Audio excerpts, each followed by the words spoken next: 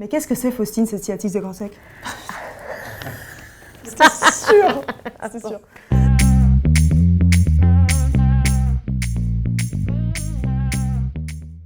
Bonjour, je m'appelle Laura, je suis kinésithérapeute.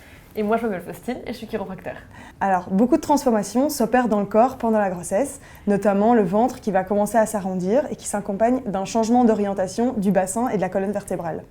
Donc, ce qui se passe, c'est que le ventre part en avant, le dos se creuse, ce qui peut provoquer de la douleur.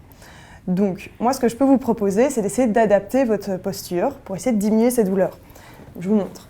Ce qui est important, ce serait de se redresser, une fois qu'on est en position debout, rentrer légèrement le nombril, ce qui va remonter un petit peu le ventre et permettre de délester un petit peu le périnée du poids qu'on met déjà dessus pendant la grossesse.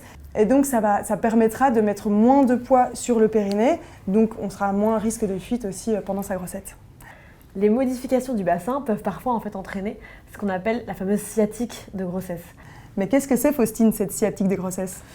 Alors, avec les modifications d'imprégnation hormonale et le bassin qui se modifie, les muscles fessiers ont tendance à plus se contracter.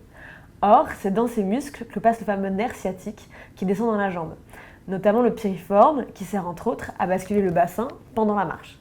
Et en fait, s'il y a un déséquilibre accentué avec la grossesse, un muscle se contracte plus que l'autre et vient pincer le nerf sciatique, entraînant alors cette fameuse sciatique de grossesse.